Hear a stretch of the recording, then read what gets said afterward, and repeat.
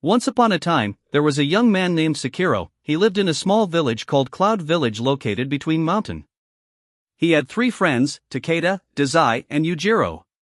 The 4 friends used to go hunting at sunrise getting food to the village. Sekiro was weak and inexperienced, and his 3 friends often left him with the easiest prey.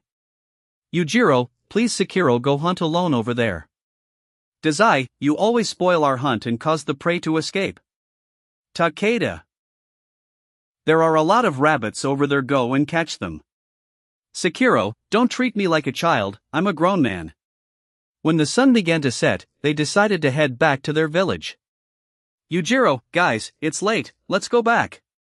Takeda, guys, whose turn is it on guard duty today? Dazai, it's Sekiro's turn. Sekiro, damn, I hate guard duty. That night, Sekiro was guarding the village when suddenly he heard a noise coming from the forest. Sekiro, what's that moving over there? I'll take a look, maybe it's a deer, I'll catch it and show them my true skills. Sekiro left his place and went to explore the area. Sekiro, they're animal footprints, but they're big, I can't see them well in this darkness, I can't distinguish them, but they're not hooves, they belong to a predator, it may belong to a large wolf or perhaps a bear? Sekiro continued on his way, following the footprints. He didn't want to light a torch so as not to draw attention to himself. He followed them step by step until he reached the edge of the mountain. Sekiro, what? It's the edge of the mountain, but where did the footprints go? There's no other way, can this animal fly? He kept wondering until he heard something behind him. It was the sound of something big. Sekiro, oh my god, there's something standing behind, and it's so close, my body can't move.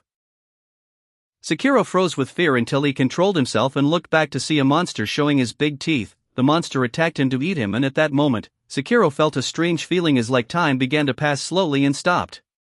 Sekiro, will I die here? What is this monster? I am scared, I don't want to die. Suddenly the image of Dazai, Takeda, Yujiro, and the people of his village appeared in his mind and he shouted. Sekiro, I will not be an easy prey. He quickly took his sword out of its scabbard, and at the same time the monster's teeth entered his neck. Sekiro staved the monster's chest and said to himself, at least I'll take this hideous monster with me, and this monster won't harm anyone after me. Meanwhile, some of the monster's blood entered Sekiro's wounds, and he fainted. After a short time, Sekiro woke up, breathing his last breaths, and saw the monster lying before him, dying. Sekiro, laughing, coughing blood, at least I won't die alone. Suddenly he started to feel that his body was burning from the inside and pain was penetrating all his organs. It was the blood of the monster that entered his wounds. He could hear the sound of the monster's roaring in pain, but suddenly the roar changed to a groan as if he began to understand what the monster was saying. The beast, this hurts, this hurts. Sekiro, can you speak, monster? The beast, it seems that the human started hallucinating. Sekiro, I'm not hallucinating, I understand what you're saying very well. The beast, what? This is impossible, how can you understand me, human, and where did you learn our language? Sekiro, you speak the same language as me, how can I not understand you? Sekiro didn't realize that because of the blood that entered his wounds, he now understood the monster language. The beast, this is the first time I've had a conversation with a human. Sekiro. Me too, but I've never seen a creature like you in my life, and I didn't believe that an animal like you lived on the surface of the earth. The monster, you said animal?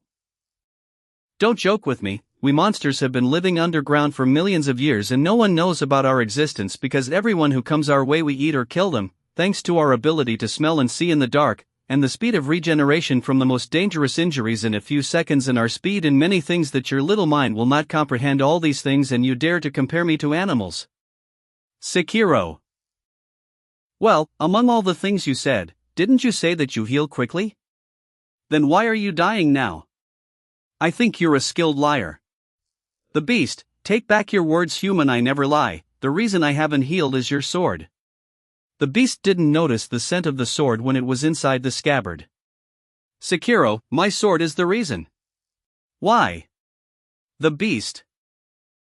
I can smell its stench, it's made of a metal that we beasts call alpha, it's our weakness and it's like poison to us. Who forged the sword? Sekiro, my father gave it to me before he died. Meanwhile, all of Sekiro's wounds healed and he stood up. The monster was astonished and remained confused. The beast, impossible. How could you heal like us? Sekiro, all of my wounds healed, but how? I've been wounded many times, but this is the first time my wounds have healed like this. I think what's happening to me is because of this monster. This is his power that he was talking about a moment ago. Perhaps it was transferred to me when he attacked me. This is the only explanation. The beast, how did you heal so quickly like me? Sekiro, in surprise and joy at the same time. Suddenly, Sekiro began to hear a noise that hurt his ears. Sekiro, what's happening to me? Among all the sounds, Sekiro distinguished the sound of strong heartbeats that were slowing down little by little coming from the direction of the beast. Sekiro, is that the sound of the beast's heart about to stop? Sekiro realized that the beast was going to die. He approached next to the beast and put his hand on his shoulder, smiled at him. The beast. Damn, I never imagined I would see a human smiling at me. You really are a strange human. Can you do me a favor? Sekiro, yes, I can. The beast, don't leave my body here. Burn it or bury me under the ground so my kind don't see me like this. I was their leader and I don't want them to see me in this pitiful way. Sekiro, would you please tell me your name? The beast, my name is Hachi.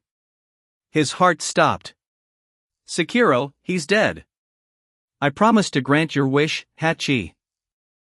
Sekiro headed home to get a pickaxe to dig a grave for the monster. On his way he noticed that the many loud sounds were from the things around him, the sound of spiders weaving their webs, the sound of crickets walking a few meters away, and the sound of bats whispering, "Someone's coming, watch out." Sekiro realized two things: his hearing had increased exponentially, and he could understand the language of all animals, not just the monster.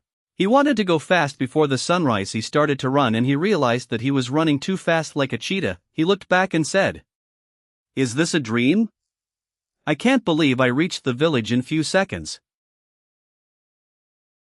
Sekiro reached his house. He carried the pickaxe and returned to the body's location. He held the pickaxe in his hands and struck to dig. The iron part of the pickaxe entered the ground and the wooden part broke in Sekiro's hands. Sekiro, oh my god, has my strength increased that much? He didn't find a digging tool, so he started digging with his bare hands. He dug and dug until he found himself reaching a great depth in a few seconds, a depth that 5 strong men couldn't reach in an hour. He wanted to jump to put his hand on the surface to get out of the hole. He jumped and clung to the tree above. Sekiro, it can't be happening. Is this a dream? He went down and pushed the monster's body into the hole as if he had pushed a small cat, and returned to his village.